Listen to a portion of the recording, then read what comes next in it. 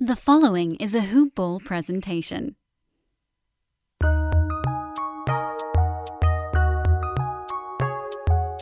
Welcome to the Fantasy NBA Today podcast.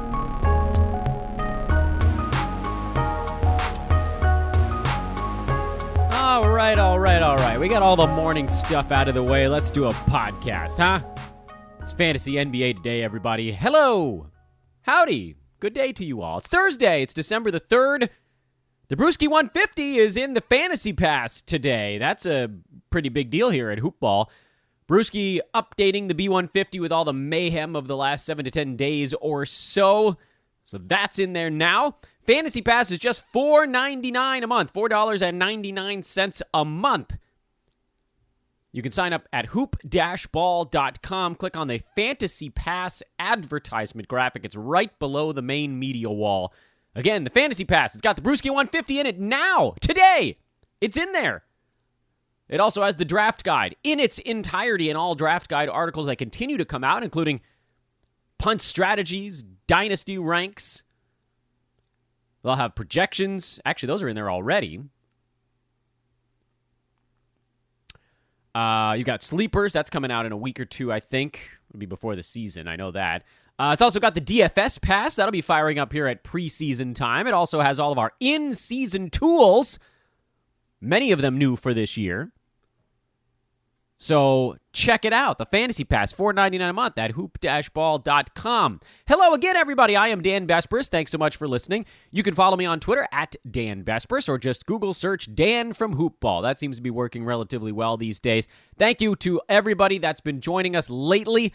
We are having some of our largest download days in podcast history, and I know that tends to ramp up even more as we approach season start. We're still not quite 3 weeks away, almost 3 weeks away.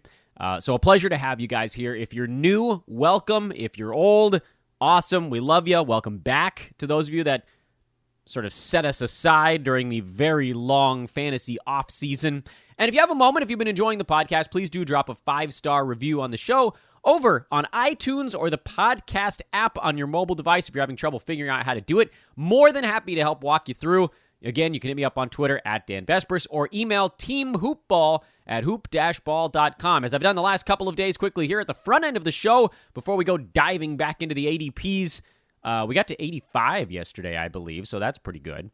We'll be doing that here in about 90 seconds. But again, we are now really starting to run out of spots in our Hoop Ball leagues. The wonderful Andre has been providing me with updates. We're now basically, in all the leagues, I think, except one, we're in filling in spots that people asked for but didn't actually take. So if you asked for a link and then didn't use it, you're going to get punted here at this point because the draft is coming up in 4 days. It's a slow draft, by the way. Don't worry. It's not, everybody's like, it's Monday morning. I'm like, yeah, it's Monday morning is when it starts, but it'll probably end like the following Wednesday. It's 4 hours a pick in those Hoop Ball leagues. We got Roto free leagues, couple spots in there. Roto Cash Leagues, again, just a couple spots left. I believe the head-to-head free leagues are all full at this point. So, if a bunch of you wanted to get in those, we'll start a wait list, and then, if you hit 8, 9, 10, or whatever, we'll open up another one. And head-to-head Cash Leagues, which is the far and away the biggest interest league of anything this year, those have just a handful of spots that were open because we're now officially punting folks that asked for a spot and didn't take it. Got it? Good. Hit me up. Dan Besbris on Twitter, Team Hoopball at hoop-ball.com. And as I mentioned yesterday, we are recruiting here at Hoopball. If you want to be a blurb writer, fantasy podcaster, team coverage, do a team coverage podcast, want to write about teams, you want to be in our DFS division, our gambling division, our sales division, you name it. We are looking for the best and the brightest. The sales division, of course, is where you can earn a little bit of coin. The other stuff, contributor position. So thank you for those that have submitted already. Let's get into it, though. I don't want to take too much time here. I know, this is a time of year where we have things to talk about. I hear your feedback. I try to get into the stuff as quick as I can. This is just a time of year where there's a few things to discuss at the front end of the show. So, yesterday, we continued our ADP discussion. I think I'd like to try to finish that up today, although I guess we'll see how far we get. Tomorrow, likely be joined for a partial segment from the great Aaron Brewski, our founder here at Hoopball. He'll be talking a bit about the Brewski 150, kind of his methodology, how the hours that get poured into it, sort of how the sausage is made. Not going to give out the Brewski 150 on air because that, of course, is paid content over at Hoopball. But we'll talk to Brew and we'll see if we can maybe we can squeeze something out of him. We'll trick him into to giving something away on the pod. So that's coming up tomorrow. Starting next week, we'll be beginning to talk about mock draft results. Many of you checked out our video mock draft. If you didn't see that over at youtube.com/c/hoopball, that's our channel. Looks like many of you did, but if you didn't, check that out. We did a mock draft on Tuesday with 12 industry pros. It was a lot of fun. We did it live on video. There's a big board from the guys at FJ Fantasy. It was a lot of fun, and we'll now talk to all of those guys about those draft results. We'll get those to you here on the podcast, kind of break things down, what they like, what they didn't like, all of that good stuff. So that's all coming up here in the very near future. Well, before we dive into the ADP, obviously one thing we need to talk about, there was a blockbuster trade in the NBA yesterday, which we joked about on this podcast a month ago. Before there were any rumors about it, we heard that Russell Westbrook wanted out of Houston, and I said, well, there's one guy in the NBA where they could just flip him. One guy who has an equally goofball contract, just trade teams. Screw it, like a handshake deal. Just meet in a park, you trade jerseys, you keep on going. That guy was John Wall, and that trade happened. I thought it was all a joke. I thought the NBA was in on the joke because like 2 weeks ago, they were like, oh, Wall for Westbrook has been discussed. Well, Washington threw in a protected first-round pick to get out from under John Wall's contract, and now they're under Russell Westbrook's. That said, this is, by all accounts, a good trade for Washington. Not great, good. They got a little bit better. They got better. They're not a championship team. They are probably a playoff team. I mean, having Westbrook, as we've seen before, he has that ceiling and that floor, and with another really good player beside him here in Bradley Beal and a couple of interesting pieces around them, in the Eastern Conference, they become a pretty good team. Over on the other side, I don't know what the hell's going on in Houston. This is my one thought on the Houston side. First, if you're John Wall, you had to know that there were only like two places you could possibly go in the NBA, and this was one of them. So hopefully, Wall had mentally prepared himself for the idea of playing with James Harden. And everybody's going to say the right things. And on the Harden side, maybe there's just a newness to it. It's a newness. You have a traditional big man. You have two traditional big men on that Rockets team now. You've abandoned ultra small ball. Chris Paul didn't work out because he was annoyed at how things were going, and Westbrook didn't work out because he and Harden both were guys that just had to have the ball all the time. Wall feels like that kind of guy, but we've heard he's taken more three-pointers, so maybe he plays off the ball a little bit more. Maybe they stagger Wall and Harden a bit more than they have in the past. I think you kind of have to. But does this convince Harden to stick around? Everybody, this is where I think there's a disconnect between those of us who analyze basketball and those that are in the locker rooms. I think if you went down there and you were like, does this make you want to stay more? Harden would probably say yes. And for all of us, we're like, why? You guys just got worse. Not markedly, but you got worse. This is a slight downgrade. Russell Westbrook is better than John Wall. I don't think there's really any arguing with that, especially at this point in their careers where Westbrook, trending down, yeah, athleticism not quite what it was, but, dude, John Wall hasn't played in 2 damn years almost. Remember, he showed up looking just big old puffy, blew his knees out, beginning, way back when, played month and a half, 2 months before it all happened? We could see it coming. But there's just something different. A shakeup. Guys hate stagnating.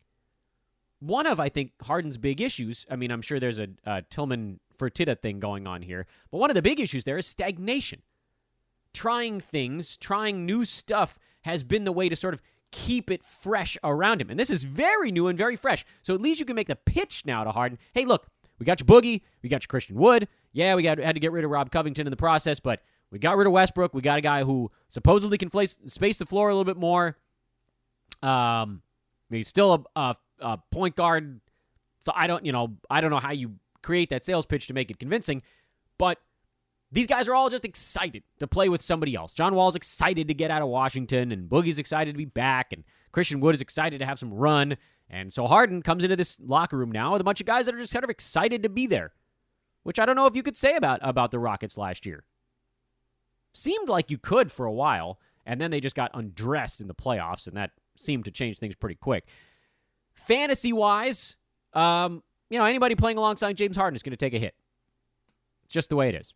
John Wall was set to play next to Bradley Beal, who is a very high-usage player, but he's not James Harden. Harden has the ball every damn possession and doesn't do anything when he doesn't have the ball. So it's not like you can utilize him to make you better outside of just the gravity he pulls by standing someplace. So John Wall's, whatever numbers you thought he was going to get this year, they're going to be lower. Doesn't really impact Boogie or Wood or, frankly, Harden all that much. I mean, James Harden, maybe he gets a little bit better. I know we're all still afraid he gets moved to Brooklyn or Philly or something like that, but he probably has to do more alongside Wall versus Westbrook. Although, I'll say this, if you're saying James Harden has to do more, understand as well that Wood and Boogie are higher usage big men than Harden's played with in forever.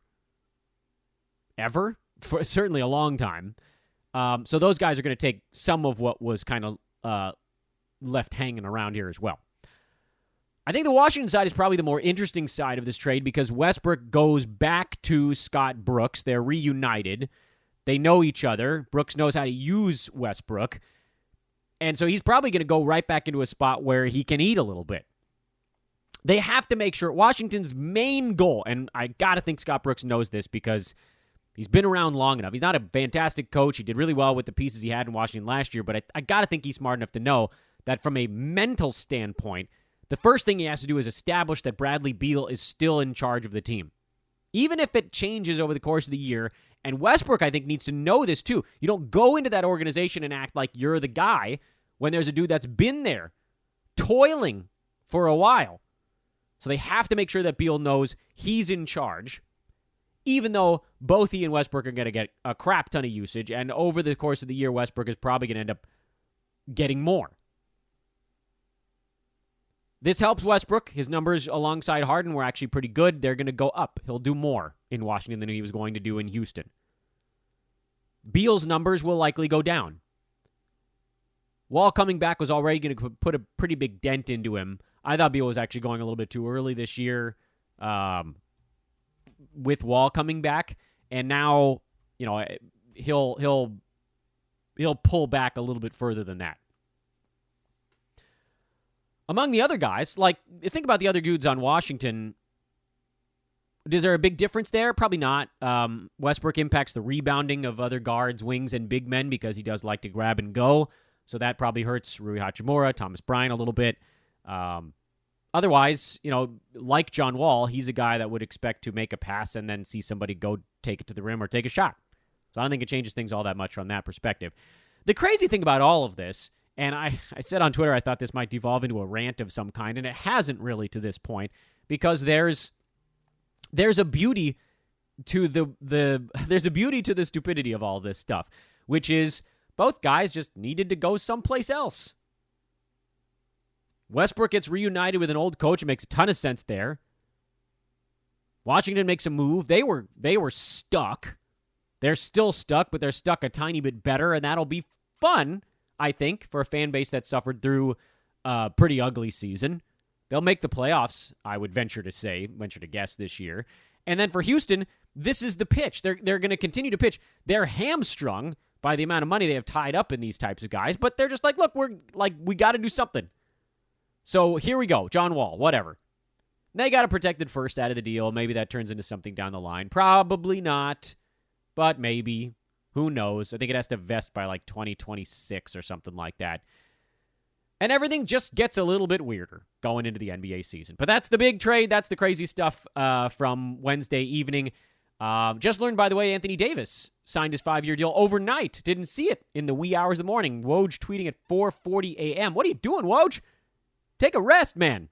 It's not free agency. It's not the draft. It's not the trade deadline. Take a rest. But AD, 5 years with a looks like an opt-out after the 4th. So, wow, big stuff going on. NBA doesn't sleep, does it? Well, anyway, let's talk about ADP stuff. Let's start at pick number 86, although, as we've been doing here, guys tend to shuffle around a little bit on the board, and so we have to be somewhat cautious. I think we got as far... crud. I really should mark this down. I know we did Devontae Graham, Karis LeVert. I think did we do Wendell Carter Jr. yesterday or not? Well, regardless, that's where we'll start today. If I'm rehashing it, you'll have to pardon me. I have, sleep deprivation brain, kids that wake up early and go to bed too late. Great parenting over here, by the way. And so that's where we'll kick things off today. Well, now, I just feel a little bit dumb. Anyway, if we didn't do Wendell Carter Jr., that's great. If we did, then we'll just do it again. I'm going to count backwards here and see. I don't think we did him, right? We didn't talk about Wendell Carter Jr. I think he's going to have a pretty good year this year. He's number 86 on the board here in terms of where he's going, and I think that's relatively accurate.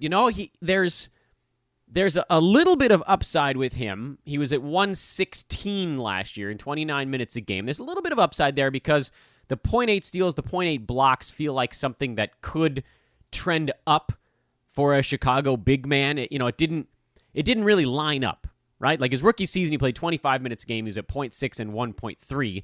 Those, not only did the pace slow, but the total slowed between those two things. So I got to think the blocks trend back up over 1 a game, right? They have to. Percentages were down last year in free throw and up in field goal. It seems like he's going to be, around 50%, maybe a little bit better, depending on whether or not the Bulls can get some better offense going. The rebounding, I think you can probably pencil him in at around 9 to 10.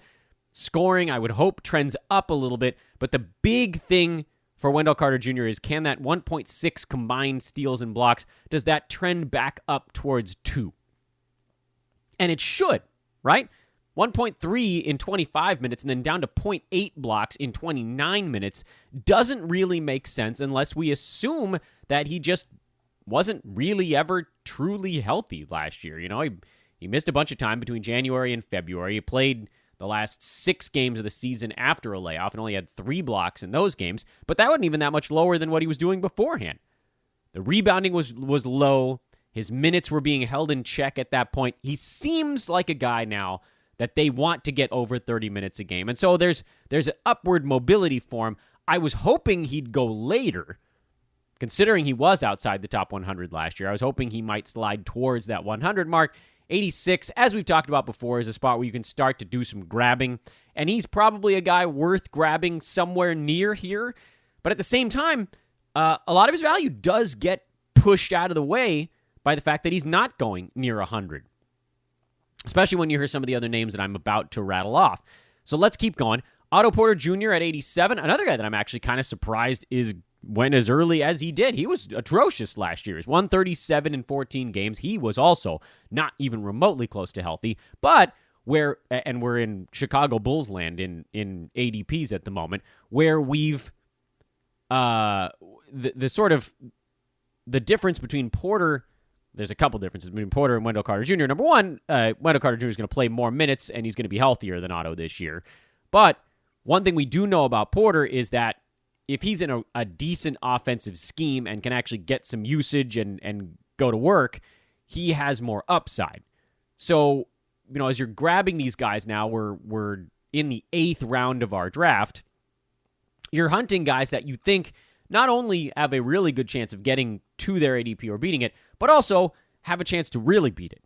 This is where you start to look to guys, okay, can I find someone who actually beats his ADP by 20, 30 slots, as opposed to just narrowly stepping over the bar, which is what we're trying to do in the 1st, 2nd, 3rd rounds, basically. We're trying to find guys that can just sort of step over the bar. But as you get to the 5th, 6th, 7th, 8th rounds, now we're starting to look to guys that can bound over the bar. And Porter at least has a shot. He has a shot to bound over the bar. I don't trust his health. I think he'll be a tougher guy to have in head-to-head. You'll see rest days. You'll see, they'll try to keep his minutes in check. If there's a blowout, he's going to get yanked first, that kind of stuff. But he's also a big part of what they're doing because he's good defensively. He's a floor spacer with good percentages throughout his career. Those things are useful on a team that needs some efficiency. Most of the guys are not super efficient on that team. Montrezl Harrell is number 88 on the board, and, that's fine. I'm not a big Montrez guy. He was 98 last year with the Clippers. Massive free throw drag was sort of the big thing pulling him down. He's going to see a bunch of time with the Lakers this year. They're going to want to run him out there. Lakers are going to need pop from their bench unit while LeBron and AD are kind of coasting through the regular season. So that'll be a lot of Montrez, a lot of Schroeder. But at the same time, I don't know how he gets quite the same usage as he got with the Clippers last year. I mean, the way that you look at it, you're like, okay, well, the Clippers had Kawhi, Paul George, Montrez, and Lou Williams were sort of that third group, and it's similar with the Lakers, who have two top stars, and then Montrez and Schroeder are kind of part of that third group. I don't know. If 98 is really where this thing is maxing out, that's tough. I don't know how he goes much higher than that. Not while he's crushing free throw numbers. Not a big Montrez guy. Same with the dude behind him here, Julius Randle, who, by the way, in his defense, I clobbered Randle on this podcast all of last season. He was actually quite a bit better the second half of the year, and so I need to give... It would be disingenuous, I think, for me to come on this podcast and just tell you that he was dog poopy the entire season. If you start from, I don't know, we'll say arbitrarily mid-January and go to the end of the pre-bubble, well, it doesn't matter. Knicks weren't in the bubble anyway. Randle was trending up. His percentages got better. He was at 21 and 11 over that last roughly 30 games of the season with a steal and half a block. 47.5% from the field, 78 at the free throw line, which wasn't quite the same drag. It only put him at top 93, but if he sustained that mark for an entire season, that's really more of like a top 80, top 75 type of clip. So it's not horrible to draft him here if you assume that he can do something like he did the second half last year, which wasn't blowing anybody away. Elfrid Payton was doing most of the orchestrating, which was useful for the Knicks when he was on the floor setting guys up, as opposed to just giving it to Randle and getting everybody out of the way. His field goal percent was suffering. His turnovers were suffering. There was a lot that wasn't good early last year in New York. All of last year in New York, but particularly early with Randle, who showed signs of life later. I don't know if I can draft him even around 90, where he could actually beat this number. He really could, even in 9 count, where the turnovers are going to hurt him. And it's hard to find a ton of scoring and rebounding relatively late in the draft. But he left such an awful taste in my mouth. It's so hard. You have to... This feels like a good time to give that lesson that I'm having trouble practicing myself. Practice what you preach, Dan. Don't hold grudges in fantasy. Always look for value. Julius Randle was going near 60 last year. He's going near 90 this season. That's a possibility at value. Not saying it's guaranteed because, again, he finished at 93 in that second half of the season. But wait, let's dig a little bit deeper. What about totals over that stretch? Not super helpful because we're only looking at part of a season and everybody was playing at about the same clip. He was in the 80s. Let's go and let's look at the full season pre-bubble, because I don't want other guys getting that extra games bonus over Randle. Where does Julius fall if you look at the full pre-bubble season? Well, he's actually number 91, despite being well outside the top 100 by averages. He was durable. Let's say he puts up those, top 85, top 90 numbers and plays in most of the next 72 games. That does make him more like a top 70 kind of guy. So there's a pretty... think about it from this perspective. Randle was terrible last year, right? Can we all agree on that? His terrible season last year put him at 91 in pre-bubble totals, which we've talked about this before. In Roto, that's not that great, actually, to have a top 120 guy that just plays every single game. I would rather have a top 75 guy who misses 15 games and then fill in the other 15 games with someone in the top 120, because you put that all together, and it's better than just getting a full season of top 120. But by totals, Randle was number 91 last year. So he actually hit this season's ADP by totals, roughly. What did I just say? He's 88, 89, 88? Tyler Hero is number 89. Am I getting that right? I may have I may have fallen off of 6, 7, 8. No, Julius Randle was 89. So Tyler Hero is number 90. And he'll have a pretty good season, I think. There are some holes in his fantasy game. He wasn't last year really in the discussion, mostly because Kendrick Nunn was seeing a ton of playing time. But also, Hero just wasn't good during the regular season. Whatever he did was in the bubble.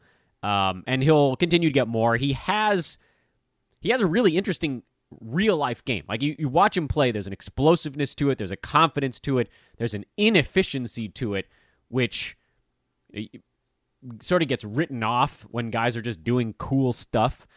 But, like, his postseason, for instance, 20 games, 16.5 points, 5 boards, 4 assists, no defensive stats. None. Just squat. 0.4 steals, 0.1 blocks. If that's really who he is, and you know, it's a rookie season, so things can change, but the indicators from his rookie year is that he's not a big steals and blocks guy. And I don't know that that's something that's just going to magically fix itself overnight.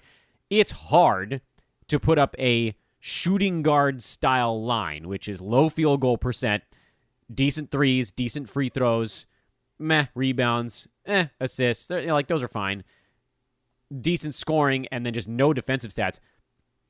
He's going to have a rough time pushing that into top 100 discussion. Now, don't get me wrong, he's going to have more to do this season than last year, but he's, to me, one of the most overdrafted guys in the draft. He's turning into that buzz guy. That's where I'm at with this one. So that was number 90. Number 91 is Thomas Bryant. This is a safe one, I think. Thomas Bryant is a safe one. He'll probably... And now he's playing with Russell Westbrook, which changed things a little bit in Washington, which is going to pull some rebounds away from him. That's not great, but he's efficient. He's a big man who can hit his free throws and his jumpers. He'll mix in a 3-ball every once in a blue moon. He's not much for the defensive side of the basketball. I mean, he tries, but he's not great at it. Thomas Bryant's like a poor man's Jonas Valanciunas, right? Good field goal percent, fine free throw percent. Not great, but, you know, big man, not going to kill you. Not a ton of defensive stuff. Maybe a little over a block per 36, 1.3, 1.4, something like that if you extrapolate it. Valanciunas is a better rebounder. Bryant, a little bit more athletic. It balances out. But from a stats standpoint, Thomas Bryant last year played 24 minutes a game. He averaged 12 and 7 with 0.4 steals and 0.9 blocks. Let's scroll up the board to JV, who played 26 minutes a game last year, which, by the way, not that much more, was at 15 and 11 with 0.4 steals and 1.1 blocks. That didn't sound like that big of a difference, right? Mostly in the rebounding department. That's the big change between those two guys. Because Bryant, if you get him 26 minutes, he'll match JV in scoring. If you give him 26 minutes, he's probably not going to match him rebounding, especially now not with Westbrook around. So Bryant, add a few minutes to his ledger this year, put him alongside Westbrook. You add a few points, probably get him into that 14 to 15 range. Call it 14.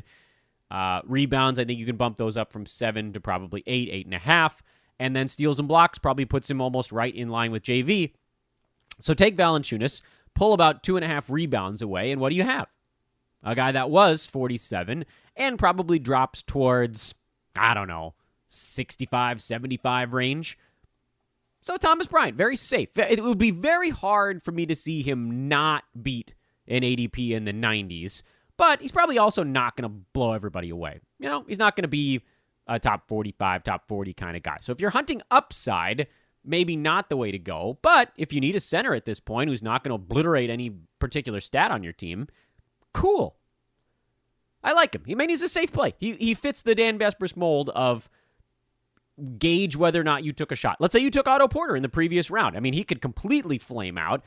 Thomas Bryant would be a really nice follow-up play to say, I got to get someone in this, 7th, 8th round range that I know is just I can plug him in and things are just going to be fine.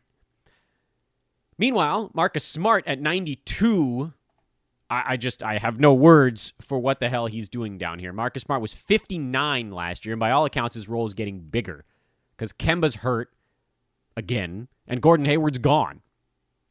Why wouldn't Marcus Smart play at least the 32 minutes he hit last year? And why wouldn't he basically just get the same role he had last year? Like, Marcus Smart, you can pretty much just pen him in, etch it in stone. He's probably going to do exactly what he did last year, and if he gets better at anything, well, that's just swell. I'd be happy taking him around sooner, frankly, just to make sure that someone else doesn't scoop up this great value. Need steals, need threes, need a smattering of assists. He's gotten pretty good at the free throw line. I get it. Again, he's not going to be a top 35, top 40 guy. He's going to be in that 50 to 80 range, but he's going to beat this number. Obi Toppin at 93. You know how I feel about rookies, although I've heard good things. He's actually probably could be a rookie that isn't awful, right? Like the few that we consider on this show tend to be guys that are towards the front court, but yeah, no. Brook Lopez is 94, and that's a massive value. Again, this same kind of thing. Like this, by the way, this brings me to another point worth making here, which is people ask me sometimes, hey, what do I do about my team build? Like, do I need to come out of the first 2 or 3 rounds with a center? And the answer is, yeah, it's nice to do so. But think about the names I've just rattled off to you. Thomas Bryant, still there. I mean, in the 90s here on Yahoo, Thomas Bryant. Brooke Lopez, in the 90s here on Yahoo. And I'm not done with this chunk of 10. Brooke Lopez, by the way, last year was excellent. He is, however, trending down. I think there's any way around that. His minutes ramped up in the postseason. They try to keep his regular season in check. He'll probably be in the 26-minute range. He's not that far off from his career marks in almost anything he did last season, and still was good. Blocks were up, which I guess you could look at that as something, but he's a great shot blocker. That's it. His steals were up a little in only 26 minutes. Maybe that comes down a hair. But who cares? He was 58 last year. Even if there's a step back, he just demolishes an ADP in the 90s. Brandon Clark at 95. That's another fun one. Clark, with Jaren Jackson Jr. out to start the year, should be able to get off to a pretty quick start. He was number 79 last year, playing just 21.7 minutes per game. Ratchet that up to, I would think, at least 23. Give him an extra minute and a half, maybe 2 at the very least. And he's probably top 75 with a hair of upside above that. So another great center you can get in the 90s. Anthony Edwards at 96. I will kindly pass. Al Horford at 97. Another center you can get in the 90s. It's crazy. You can't bank on getting one of these guys because you don't know precisely what order they're going to go in. But it's where they're generally going right now. Horford was number 64 last year in what most folks would consider a terrible season. He slides back over to play more center in Oklahoma City as a veteran that's going to need to wrangle the kids and is probably going to get sick of losing. What I will say is that because everybody's like, new Chris Paul, I'm like, yeah, but. So let's do the yeah, but on Al Horford, who, by the way, I really like in the 90s. Happily taking him here. I don't want to give you the impression that I don't like Horford's position in the 90s.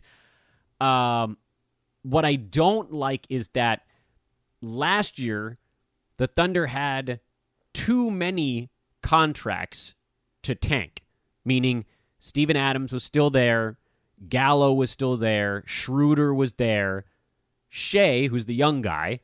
So when Chris Paul came in, when they made the trade and everybody's like, tank time, I was like, well, like they were too good to tank. Even if Chris Paul missed half the year, they still would have bungled into a handful of wins because they had a lot of decent players on that team. This year, they've blown it up. It's Horford, Shea, and, a chicken coop filled with dudes we don't know about. Those guys, by the way, are interesting as super late guys, but we're not at that point yet on this trek through the podcast. We'll get to that. Fear not. The difference this year is they're awful. So where last season, the talk with CP3, Sam Presti, I'm sure, sat down with him and was like, and Billy Donovan too at the time, they're like, look, Chris, like, we want to get you out of here. We're going into a rebuild, but we can't move you off the season that you had in Houston and your giant contract. There's too much left on your contract. people don't think you're good anymore. Go out there, prove to folks you're good and durable, because that was an issue. Folks were concerned his hamstrings were always locking up in Houston. Go show folks that you can play through a full season healthy and do it well, and we'll get you someplace cool. Fast forward, Chris Paul, now a member of the Phoenix Suns, a team on the upswing, trying to make the playoffs, floor leader, all that good stuff.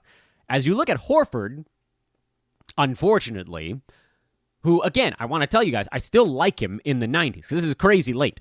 But if you were thinking, could this be like the next Chris Paul, where you draft a guy so late, and with Paul, late third, early fourth round last year, we've talked about how important, what a big jump that is.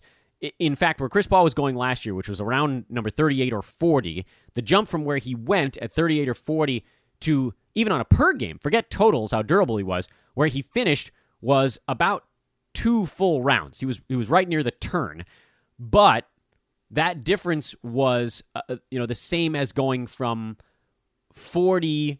If you're going from 40 to Chris Paul, where he was at, it's the same as going from 40 to about 80, roughly, something in that neck of the woods. So again, bigger gap on the backside, and then by totals, since he was trying to show durability, Chris Paul was number 7.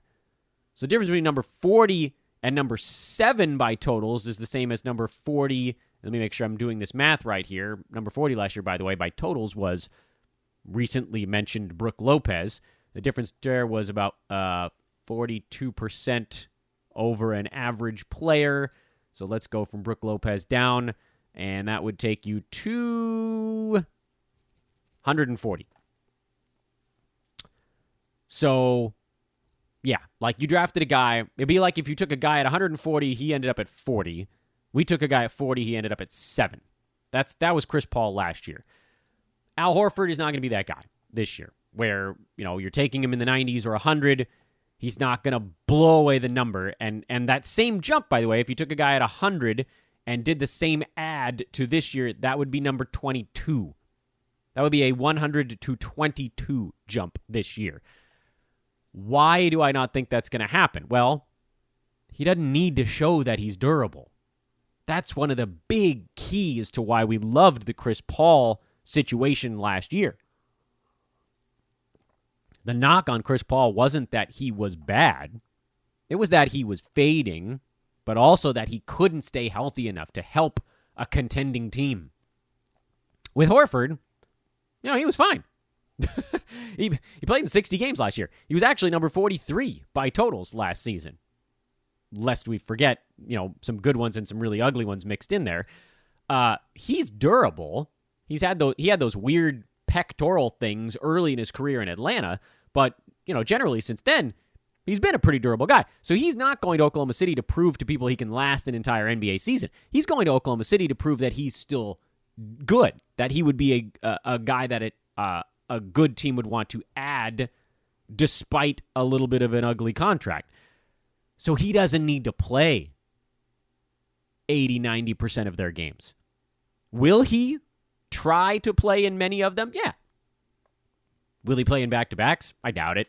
It's just sort of no need to on a tanking team. If he turns an ankle, they going to bring him back in a week? Nah. They'll wait 2. So all those little things add up to a guy who, in a perfect world, plays 72 games, but in this world, probably plays more like 56, if I had to guess. Because there's just no reason to play him all year. Why risk hurting your guy that you're going to probably try to move at the end of this season or even during it in a magical twist for OKC, although I don't know that I see that one coming necessarily.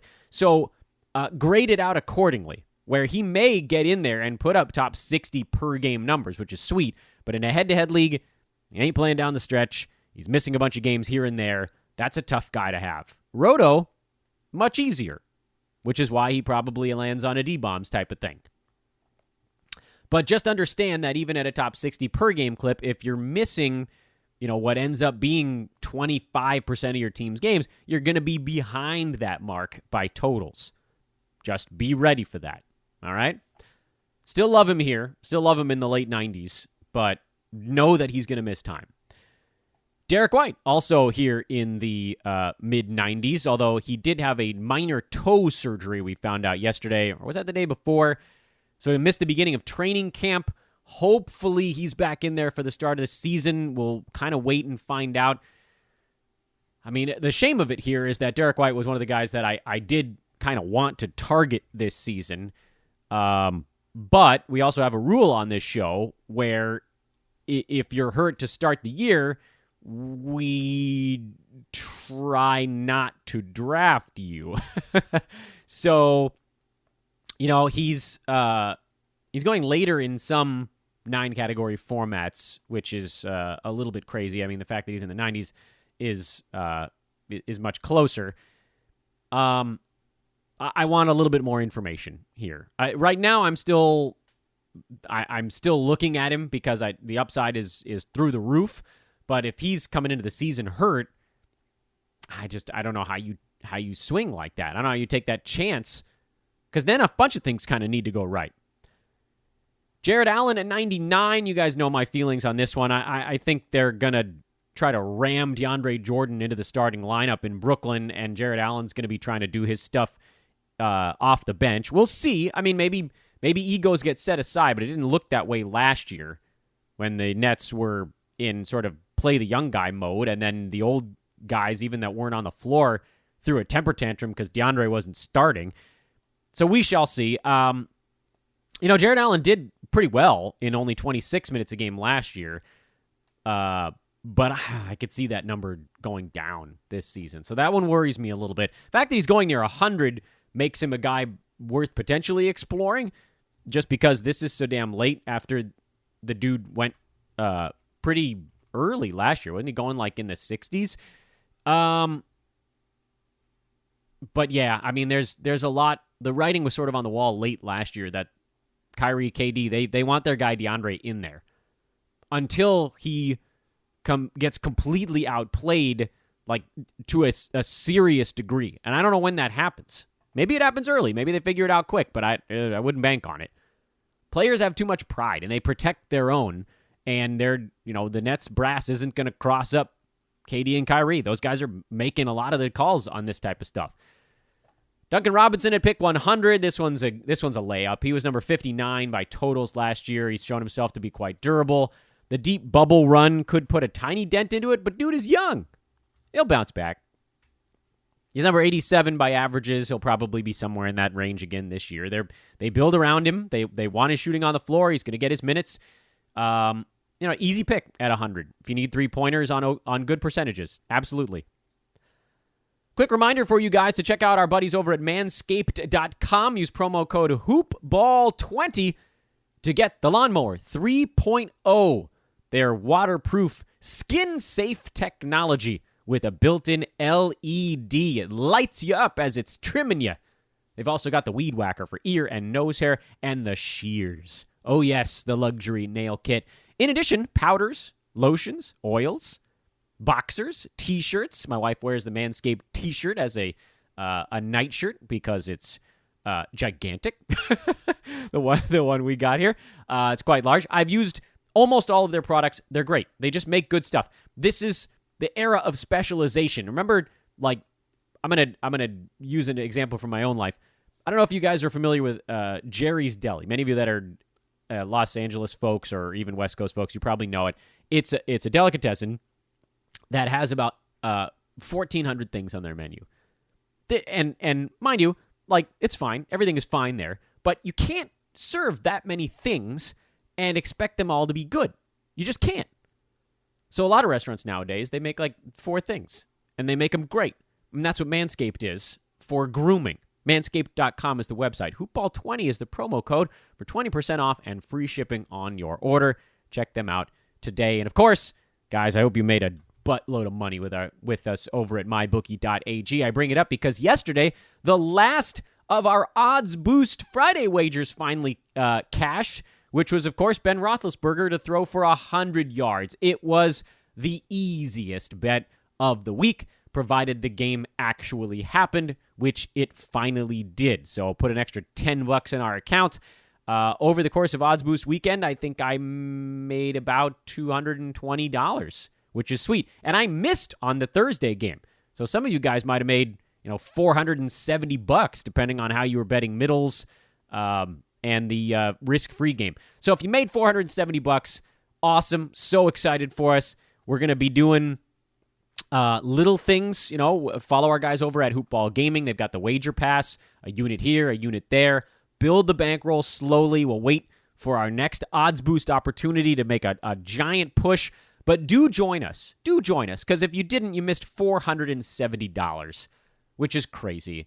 That's so easy. Deposited $250, make $470, take your $250 back out. Just play with the house money. Or take $255 out and go get the fantasy pass for $499. But anyway, mybookie.ag is the website. Promo code is hoopball. It's great. We're rolling along, man. I'm sure they'll have something for the NBA here coming up. What a great place to bet. We love them. Awesome partner. Sign up now. We have officially cleared the first 100, and so now it's kind of lightning round time on the podcast. I do have thoughts on a lot of these guys, but I want to move somewhat quicker, and I want to get through. Let's see if I can do 50 names in 10 minutes here, and then we'll wrap things up on today's show and start to steer towards tomorrow. We'll talk about Yahoo's projections as opposed to their ADPs and what that might mean for things. We'll also talk to Brewski tomorrow. We'll begin talking about mock draft results. It's gonna be a hootenanny, a real wingding. Okay, I'm not gonna list the numbers. I'm just gonna go through them name by name. Michael Porter Jr. is the first one here. So again, we're starting at 101, and I'm gonna move it quickly. Michael Porter Jr. surprised he's not going earlier after the big bubble he put up. There is apparently less belief in his game than I expected. I'm actually totally fine with taking him here outside the top 100. I was worried he was going to be more like a Christian Wood, who was going to be going at 50, and that was going to wipe everything out. Going near 100 is mind-boggling because they will get him. They will get him out on the floor. They're going to need his scoring if Jamal Murray and Jokic are tired in any way, and JaMychal Green's not going to take all of his minutes. LaMelo Ball. The fact that he's at 102 is weird, actually. I thought he would have gone earlier, but I'm not touching a rookie. Davis Bertans at 103. I actually like him, alongside Westbrook. Russ loves to just kick and watch somebody fire. That's fine for Davis. This is, I thought with Wall coming back, it was going to be weird on the chemistry front. Davis was 62 last year. He probably takes a tiny step back this season on a per-game basis, but probably be a little bit better than this. I'm not going fast enough. This is a bad lightning round. Kevin Huerter at 104. No, thank you. Serge Ibaka at 105. Yeah, I'm good with that. He's going to play a lot of front court minutes for the Clippers. Largely, he probably starts over Ivica Zubac, but even if he doesn't, he's going to get more minutes than Zubac. He slides mostly into the Montrezl Harrell minutes. Bogdan Bogdanovic in Atlanta, not all that interested in him. I think there's too much going on there. Terry Rozier in Charlotte at 107. He'll probably beat that mark, so that's a decent grab there after 100. Kobe White in Chicago worries me. He's a high-usage guy. Did his damage when he was chucking up shots. I think they're going to be trying to win, so they're not going to be as freewheeling this year, so probably passing on Kobe White. Evan Fournier at 109. Layup, put him in the layup department. He'll beat that mark with his eyes closed. Josh Richardson at 110. He'll be better in Dallas than he was in Philly, but his game has devolved in a weird way. I'm willing to take a shot on him here at 110, mostly because the other names on the board at this point are just not all that fun, but I'm not super excited about him in the way that the guy right before him, Evan Fournier, he'll just walk into a win on that one. Richardson, it's going to be a little bit of a battle for a win, but I think he does get one. Cam Reddish at 111. Probably not. James Wiseman at 112. Who's that? That's a joke I'm going to make about rookies from now until the end of time, so get used to it. Marvin Bagley at 113. Yeah, he probably beats this number, but I'm not a huge fan of his fantasy stat set yet. Still, if you need a center at this point, he's one of the best ones left on the board. JaVale McGee, who will see limited minutes in Cleveland. No, thank you. Dwight Howard, limited minutes in Philadelphia until Joel Embiid goes down. He's really more of a handcuff replacement type guy. Derek Favors, no upside. He might beat this mark, but there's no upside there. Miles Bridges, no thanks. His game needs to evolve. Boyan Boganovic, we found out he's probably going to be hurt to start the year, which means that I'm probably not going to draft him. Coming off a big injury, it's wrist, so at least he's conditioned, but I'll pass.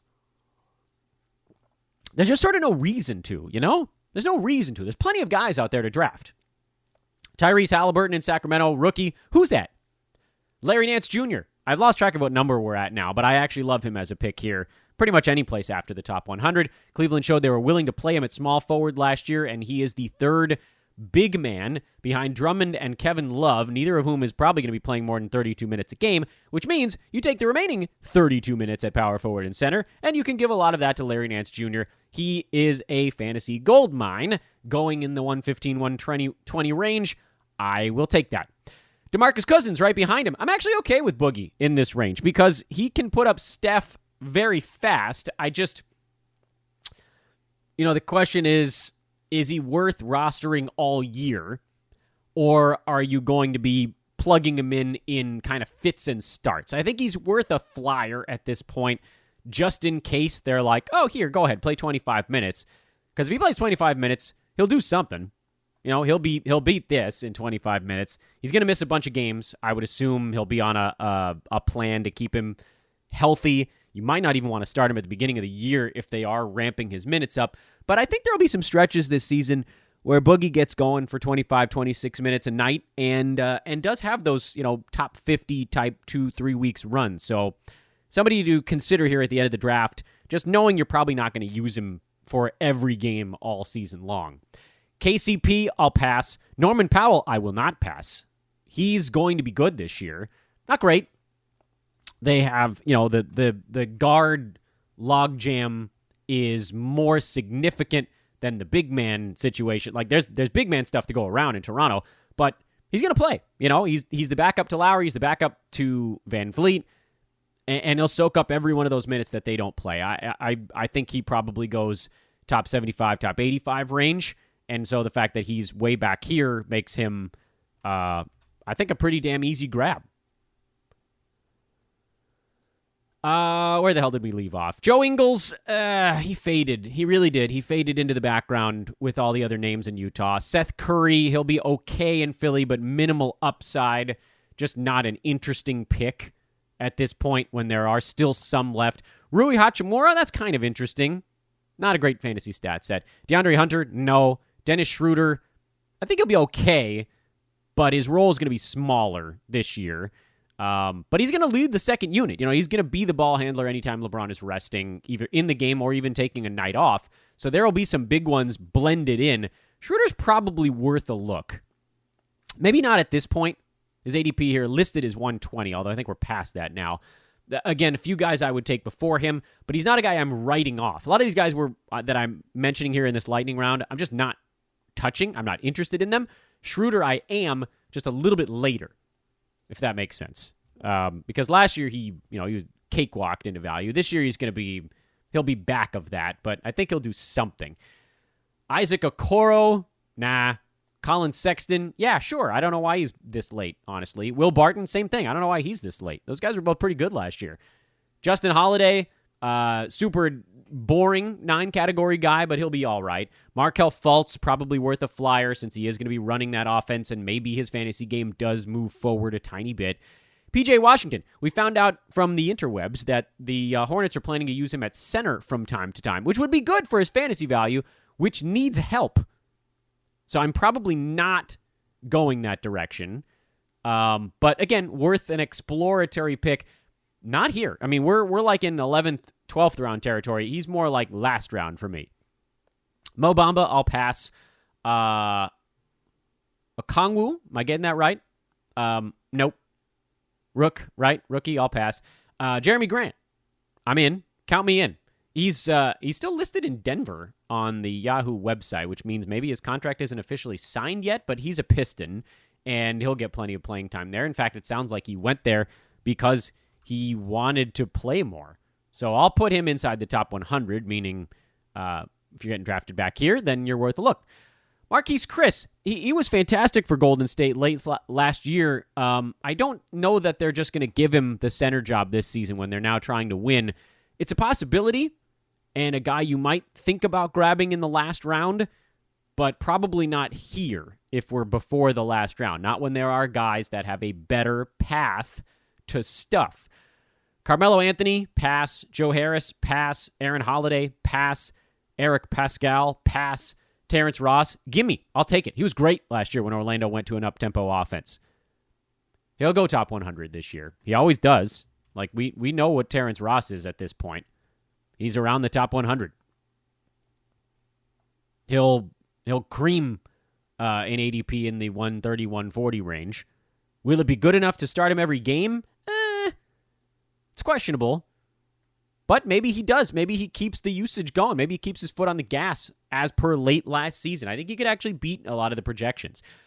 RJ Barrett, pass. Jordan Clarkson, pass. He might compile stats. Brew talks about on this show about guys that can compile stats, which means not very good, but plays in most games. So, nah. Daniel Tice, yeah, sure, I'll take a shot on that.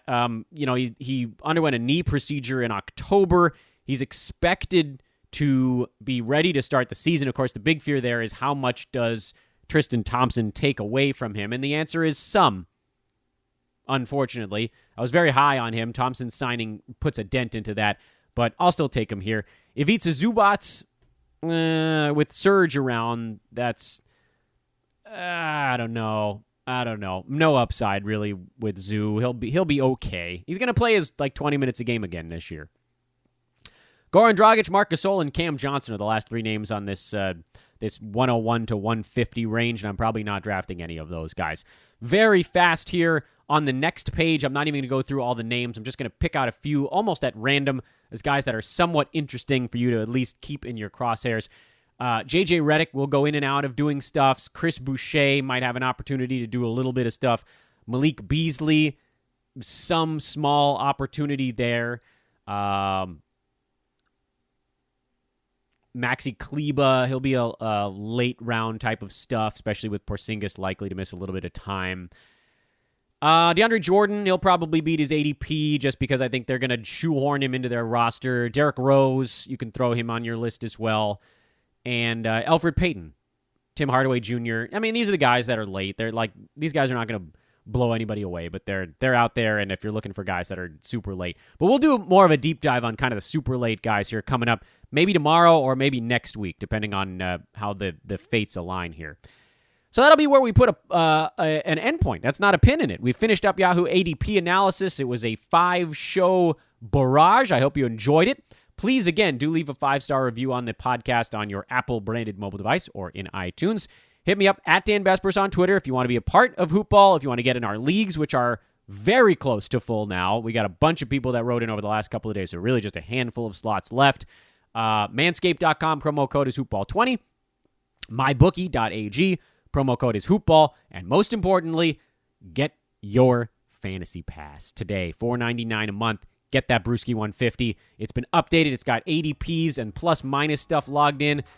He actually went 200 deep, I think, this year, if I'm not mistaken. So you guys can all get in that now. Fantasy Pass. Do it. Do it. Do it. Do it. Do it. I'm Dan Vespers. This was Fantasy NBA Today. A Hoopball presentation. Talk to you tomorrow.